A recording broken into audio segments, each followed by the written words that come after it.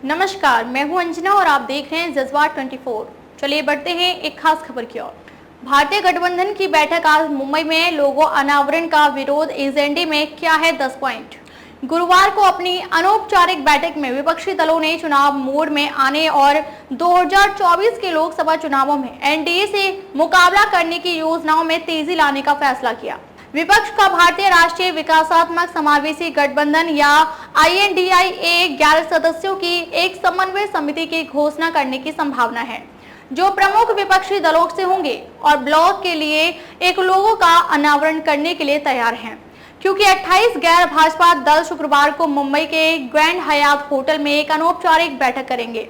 कांग्रेस अध्यक्ष मल्लिकार्जुन खड़गे, पार्टी नेता राहुल गांधी, शिवसेना यानी उद्धव बाला साहेब ठाकरे, सांसद संजय राउत और पार्टी नेता आदित्य ठाकरे गुरुवार को अपनी अनौपचारिक बैठक के दौरान विपक्षी दलों ने चुनावी मोड में आने और 2024 के लोकसभा चुनावों में भारतीय जनता पार्टी के नेतृत्व वाले एनडीए से मुकाबला करने की अपनी योजनाओं में तेजी लाने का फैसला किया।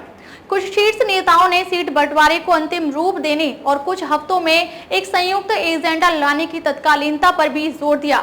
इंडिया पर शीर्ष बिंदु शुक्रवार को मुंबई में बैठक।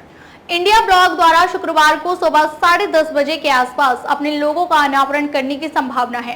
हालांकि रिपोर्टों से संकेत मिलता है कि गुरुवार को इस पर कोई चर्चा नहीं हुई। गुरुवार को विपक्षी नेताओं ने शुक्रवार की बैठक के एजेंडे पर चर्चा की, जो सुबह 11 बजे शुरू होगी, जिसके बाद वे एक संयुक्त बयान जारी करेंगे और संयुक्त रूप से एक संवाददाता सम्मेलन को संबोधित करेंगे। कुछ रिपोर्टों में दावा किया गया है कि पार्टियां प्रवक्ताओं की एक टीम पर फैसला कर सकती है, जो गठबंधन की ओर से बोलेगी, क्योंकि विभिन्न दलों के नेताओं के पास अपने अपने प्रवक्ता हैं।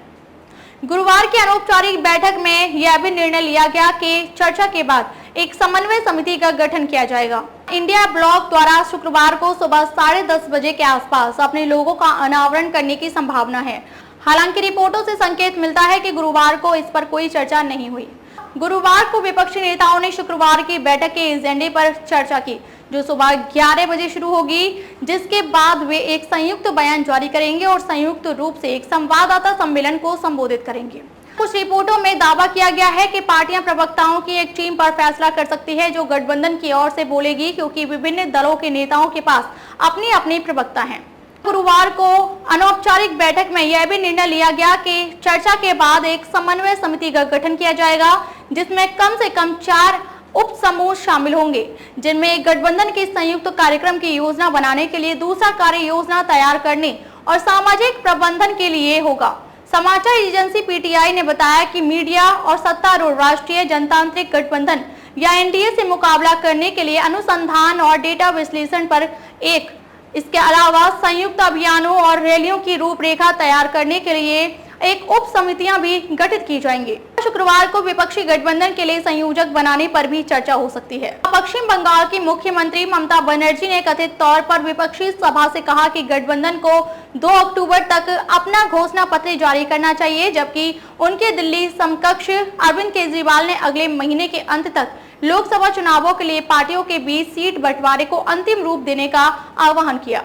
कई विपक्षी नेताओं के अनुसार 2024 के लिए चुनाव योजनाओं को अंतिम रूप देना आवश्यक है, क्योंकि समय से पहले चुनाव हो सकते हैं, जबकि इस बात पर जोर दिया गया कि उनके पास कोई समय नहीं बचा है और केवल बैठकों से मदद नहीं मिलेगी। समझा जाता है कि समाजवादी पार्टी के नेता राम गोपाल यादव ने भी राज्यों में पार्टियों के बीच सीटों के बंटवारे को जल्द अंतिम रूप देने का आह्वान किया है। वहीं कांग्रेस अध्यक्ष मल्लिकार्जुन खड़गे ने कथित तौर पर बैठक में बुलेट बिंदुओं में एक आम राष्ट्रीय एजेंडा तैयार करने के लिए कहा। PTI की रिपोर्ट के अनुसार बिहार के मुख्यमंत्री नीतीश कुमार ने कहा कि विपक्ष को एनडीए की आश्चर्यजनक रणनीति और चालबाजियों से निपटने के लिए सभी आकस्मिक योजनाओं के लिए तैयार रहना चाहिए। सरकार ने 18 से 22 सितंबर के बीच 5 दिनों के लिए संसद का विशेष सत्र बुलाया है।